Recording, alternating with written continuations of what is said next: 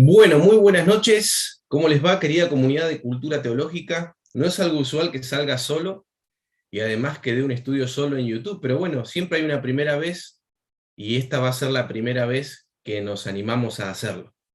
La verdad es que estaba grabando este estudio, pero no me salía y digo, bueno, voy a salir en vivo, que me parece que me sale mejor salir en vivo que otra cosa. Así que vamos a comenzar una serie de los apologistas griegos del siglo II. Déjenme ver, a ver si estoy en vivo y perfecto. Voy a compartir el enlace. A los amigos ahí, un saludo a la comunidad de cultura teológica que me hace el aguante en este vivo. Un saludo a todos los hermanos y bien, ahora vamos a comenzar y vamos a estar estudiando a estos apologistas que bueno, que de más está decir que quizá ni los mismos apologistas muchas veces los conocen. Así que vamos a comenzar entonces. Un saludo otra vez a los amigos que se van conectando, a los espectadores. Les agradezco por estar en este video. Espero que no sea el último, sino el primero de esta serie. Y vamos a continuar haciendo estudios, dando sermones quizá también, que es importante eso, para darle comida espiritual también a la audiencia, que es importante para la vida cristiana, no solamente estudios. Pero bueno, vamos a ver en esta oportunidad la vida de Arístides de Atenas. Voy a compartir pantalla para que vayamos siguiendo un PowerPoint. Seguramente ahí ya seguramente están viendo el PowerPoint. Tenemos entonces, para hablar de Arístides, vamos a hablar primero de las fuentes. La principal, la más importante, es la de Eusebio de Cesarea. Nos dice que Arístides fue un hombre de fe, entregado a nuestra religión, que dejó, igual que Quadrato, una apología en favor de la fe que había dirigido a Adriano. También la obra de este escritor se ha salvado hasta hoy en muchos lugares. Esta es la fuente principal. Tenemos una fuente secundaria, la de San Jerónimo, que no le dan mucha validez los especialistas porque dicen que está tomada de Eusebio, y además le propina tantos elogios al apologista que probablemente no lo había leído, porque como ustedes verán a lo largo de este estudio, Arístides no se caracteriza por un pensamiento de alto vuelo, más bien su testimonio es fundamentalmente interesante en el aspecto de retratar el cristianismo en el siglo II y sobre todo la superioridad moral del cristianismo frente a las religiones paganas. Muy bien, ¿era un filósofo realmente Arístides? Bueno, según los especialistas, los apologistas griegos no son considerados filósofos en el sentido estricto de la palabra, porque un filósofo no parte del dato revelado, sino del estudio del ente en cuanto ente, y de ahí va escalando hacia la comprensión de los modos de ser de las cosas. Pero los apologistas en su filosofía son subsidiarios de la teología, sus filosofías son subsidiarias de la teología.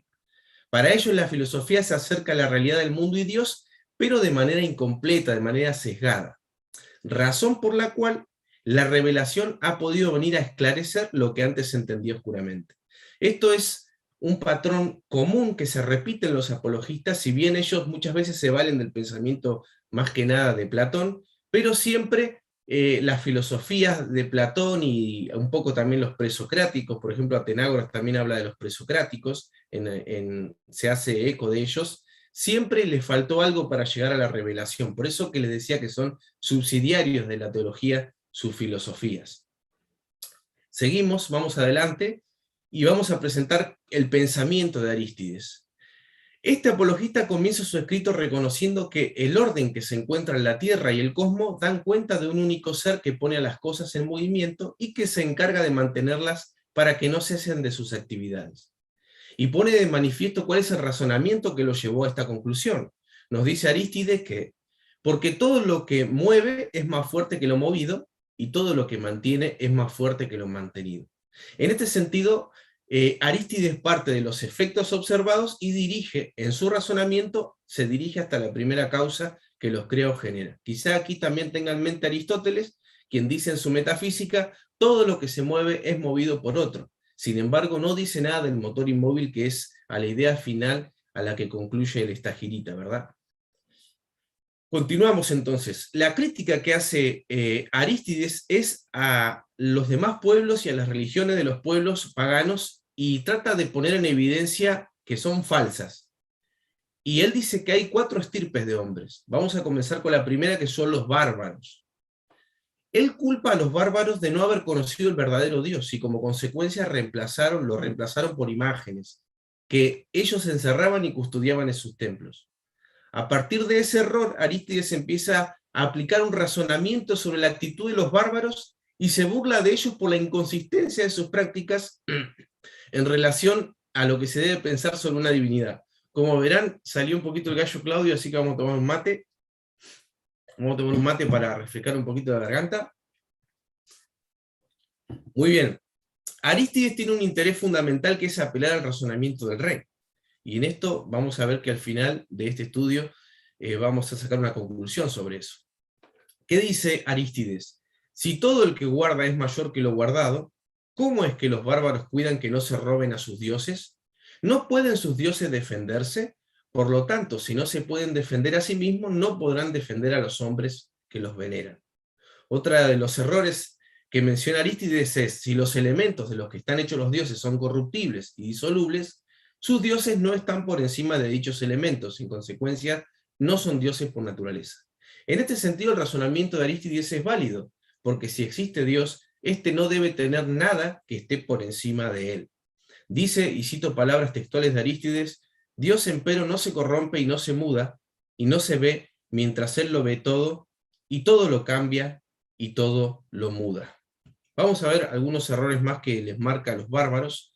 Cuando ellos intentaban llamar a la tierra Dios, Arístides también dice que se equivocan, porque la tierra se rompe, se cava y se planta, recoge las inmundicias de los animales, se cuece y muere, como en el caso de una teja, es pisada por los hombres, se derrama sangre en ella y al final se convierte en depósito de los muertos. Esto no tiene nada que ver con Dios, dice Arístides. No es posible que aquella naturaleza santa y venerable y bienaventurada e incorruptible admita nada semejante. Por eso para nosotros es claro que la tierra no es Dios, sino una criatura de Dios. Si bien el pensamiento de Arístides no es de alto vuelo, nos deja de manifiesto que entiende dentro de todo bastante bien lo que es la naturaleza de Dios con respecto a los dioses de los otros pueblos. En este sentido, es inteligente Arístides.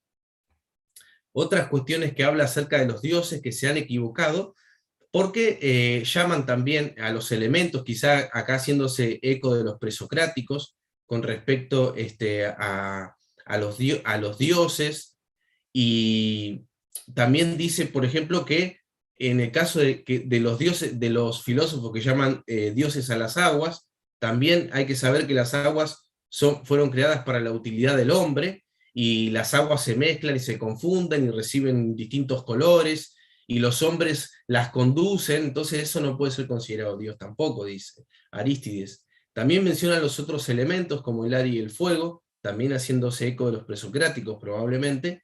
Y por último, el error más grande, dice Arístides, de los bárbaros, es haber considerado a los hombres como dioses, lo cual es un grave error, porque el hombre tiene principio y fin, es engendrado y se corrompe, mientras Dios, como he dicho, nada de eso tiene en su naturaleza. Es decir, para finalizar esta parte de los bárbaros, Arístides pone de manifiesto lo irrazonable de sus prácticas, puesto que yerran en considerar como dioses a todas aquellas cosas que están sujetas a la generación y corrupción, mientras que nada de estas cosas pertenecen a la naturaleza de Dios. En segundo lugar, los griegos. A ver qué dice Arístides de los griegos. Dice que son más sabios que los bárbaros, pero que erraron por apartarse de la verdad en pos del deseo de su mente. El error principal fue haber hecho a los dioses a semejanza e imagen de los hombres. Y dice, sus dioses son como los hombres, cometen adulterio, matan, andan errantes y celosos, envidiosos, furiosos, iracundos, son parricidas y ladrones, son rapaces. Y dado que los dioses cometen cuantas locuras hacen los hombres, son los modelos, esto es interesante, ¿no? Son los modelos que los mismos hombres siguieron para cometer y justificar sus fechorías. Y citamos a Arístides, porque si aquellos que dicen dioses suyos han hecho todas aquellas cosas que están arriba escritas, ¿cuántos más la harán los hombres que creen en los dioses que tales cosas hicieron? Así que esto es lo que Arístides les achaca a los griegos. La impiedad, lo que los ha conducido el copiar a sus dioses, los ha llevado a sufrir grandes calamidades, dice Arístides, cautividad amarga y pobreza de toda cosa, porque no se dan cuenta en su alma que por dichas causas les sobrevienen todos los males. También Arístides menciona a los dioses griegos y demuestra la inconsistencia de estos dioses con relación a lo que debería ser la naturaleza de Dios, aplicando un razonamiento similar a lo anterior. Por ejemplo, en el caso de Asclepio, que es el dios sanador y creador de las medicinas, sin embargo, luego muere porque es herido de un rayo, dice Arístides, ¿cómo puede ser que ni él se puede curar a sí mismo? ¿Cómo entonces van a curar a los hombres que son aquellos que los adoran y que los veneran? Bien, el razonamiento es válido y tiene la misma lógica que lo anterior. El problema está en llamar dioses a todo lo que no posee la dignidad o la naturaleza que le corresponde al verdadero Dios. Y se dirige estas palabras hacia el rey, y dice, todas estas cosas, pues, oh rey, han introducido los griegos respecto de sus dioses, y las han inventado y las han dicho de ellos, de los cuales cosas todos los hombres han tomado ocasión para practicar todas las impiedades y todas las inmundicias, y por eso toda la tierra ha sido corrompida. Así que esta es la crítica que Arístides les da a los griegos. Luego de pasada toca a los egipcios también, los considera peores y más ignorantes que los otros pueblos, porque no se contentaron con la religión de los bárbaros, sino que introdujeron la naturaleza de los animales y han dicho que ellos también son dioses. En este sentido, para Arístides se han corrompido en extremo más que los otros pueblos. No vamos a mencionar más sobre esta cuestión porque el tratamiento que le da a los dioses egipcios es el mismo que le da a los otros pueblos, utiliza la misma lógica. Bueno, acá hay una cita de Arístides sobre los egipcios que dice que no comprendieron, pues los egipcios, que quienes son, no comprendieron, pues, los egipcios que quienes son tales no son dioses, aquellos en cuyas manos no está la propia salvación. Sí, pues, para la propia salvación son débiles, para la salvación de sus adoradores, por gracia. ¿Dónde están ellos? ¿Dónde está en ellos la fuerza para socorrerlos? Bueno, podríamos decir que si bien en los mitos antiguos, en las religiones paganas, hay muchas cosas interesantes para ver, a lo que apunta Arístides, que es más que nada al análisis de la naturaleza de Dios en relación con otros dioses, pues entonces aquí el apologista tiene toda la razón en hacer este tipo de razonamiento. Aunque sea, quizá podríamos decir un poco simplista, el razonamiento que hace es válido.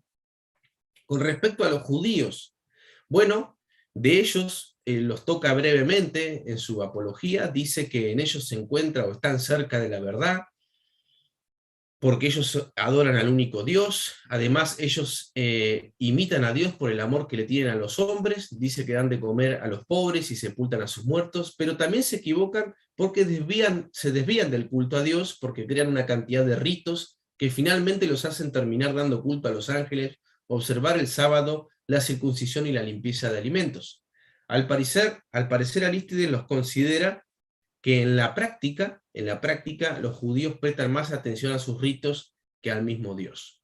Voy a tomarme un matecito más y ya vamos a ir terminando, porque la idea es que no sean tan largos estas reflexiones sobre los apologistas, para que ustedes, bueno, puedan también no cansarse, ¿no? Los cristianos, bueno, fundamentalmente la superioridad del cristianismo se da en el plano moral, y en su correcto entendimiento del verdadero Dios, de la naturaleza de Dios. De gran valor son las palabras del apologista que vamos a leer ahora, vamos a citarlo directamente para que veamos este hermoso testimonio del siglo II, donde nos revela cómo obraban los cristianos en una fecha tan temprana. Así que, con respecto a lo que citamos aquí de Arístides, nos muestra que el cristianismo tiene una moral intachable, y vamos a leerlo rápidamente. Dice, creen en Dios, hacedor del cielo y de la tierra, aquel en que está todo y del que procede todo, el que no tiene por compañero a otro Dios, del que han recibido aquellos preceptos que han esculpido en su mente y que ellos guardan con la esperanza y la expectación del siglo futuro. Por lo cual, no cometen adulterio ni practican la fornicación, ni levantan falso testimonio, ni rehúsan devolver un depósito, ni codician lo que no es suyo. Honran al padre y a la madre y hacen bien a su prójimo, y cuando se celebran juicios juzgan con justicia, y no adoran los ídolos que son a semejanza de los hombres, y cuando no quieren que los otros les hagan a ellos, no lo hacen a ninguno. No comen los alimentos de los sacrificios de los ídolos, porque son puros, y consuelan a aquellos que los afligen y se los hacen amigos y hacen bien a los enemigos, Y sus mujeres, oh rey, son puras como vírgenes, y sus hijas son modestas. Sus hombres se abstienen de toda unión ilegítima y de toda impureza, con la esperanza de retribución que tendrán en el otro mundo. Es decir, la superioridad moral del cristianismo está dada por la perspectiva de una vida más allá de la que se vive en la tierra. Pero no obstante, eso no quita que los cristianos del siglo II no obraran dentro de la sociedad y establecieran una especie de contracultura, ¿no?, que luego se va a imponer cuando el cristianismo, digamos, se combina con el poder. Por ejemplo, en el tema de la justicia social, nos dice Arístides que se aman unos a otros y no desprecian a las viudas. Bueno, esto ya lo vemos un poco en el Nuevo Testamento, ¿no? Y libran al huérfano de quien lo tratan con violencia, y el que tiene da sin envidia al que no tiene. Apenas ven a un forastero, lo introducen en sus propias casas y se alegran por él como por un verdadero hermano, porque lo llaman hermanos no según su cuerpo, sino en el espíritu y en Dios. Apenas también alguno de los pobres pasa de este mundo y alguno de ellos lo ve, se encarga, según sus fuerzas, de darle su sepultura. Es decir, los cristianos no solamente tienen un compromiso religioso, no solamente que entienden bien la naturaleza de Dios, sino que tienen un compromiso social, un compromiso con el hombre mismo. Para terminar, me olvidaba de algo importante, es que los cristianos también oran por los paganos. Y para mí, no ofrece duda que el mundo se mantiene por la súplica de los cristianos. Los otros pueblos, empero, erran y hacen errar, prosternándose delante de los elementos del mundo, porque la visión de su mente no quiere superarlos y andan a tientas como entre tinieblas, porque no quieren superar la verdad y como borrachos se tambalean unos con otros y caen. El cristiano también ora por los paganos y por los que no están cerca de Cristo. Para terminar, podemos hacer una mini reflexión sobre cuál es el valor del pensamiento de Arístides. A lo largo de esta reseña, como habrán visto, Arístides no es un pensador de alto vuelo, de una gran metafísica, pero en su apología, sin embargo, nos presenta algunos argumentos no muy sofisticados, pero de todas maneras válidos. Sus escritos nos muestran un hermoso testimonio de un cristiano del siglo II que razona sobre su fe y que quiere llevar el evangelio a las esferas más altas del poder. Ustedes imaginen que esta carta va dirigida al emperador. Arístides se ha preocupado por conocer las religiones de los otros pueblos y ver sus puntos débiles, algo que debería ser un apologista, para contrastarlos con la superioridad del cristianismo. Pero es evidente que el cristianismo fundamentalmente se destaca por su superioridad moral frente a las otras religiones y sin lugar a dudas esa ha sido su mejor estrategia contracultural. Debemos imitar este apologista, debemos imitarlo, en no temer de usar la razón para dialogar con el poder y no tengamos miedo de seguir predicando nuestros valores y la superioridad moral de nuestra religión. Así que hasta aquí finalizamos con el primer apologista, que es Arístides de Atenas, y los invito a poder seguir con los otros apologistas que vamos a ir estudiando. Así que voy a dejar de compartir pantalla y Víctor por estar exponiendo este estudio. Vamos a ver si encuentro por ahí algún amigo. Malvin dice bendiciones, saludos del norte de México. A ver, vamos a refrescar esto. Muy bien. Ángel Guevara, saludos Jorge, aquí andamos. Un saludo a todos los hermanos que están ahí presentes. Les agradezco realmente por estar. Y bueno, hemos finalizado. En otra ocasión vamos a hacer un vivo quizá para estar charlando de alguna temática con ustedes o con algún otro hermano de la comunidad de cultura teológica y vamos a estar interactuando ahí en el chat. Así que les agradezco por este tiempo, espero que lo hayan disfrutado y bueno, les deseo a todos una feliz noche, una buena noche y que el Señor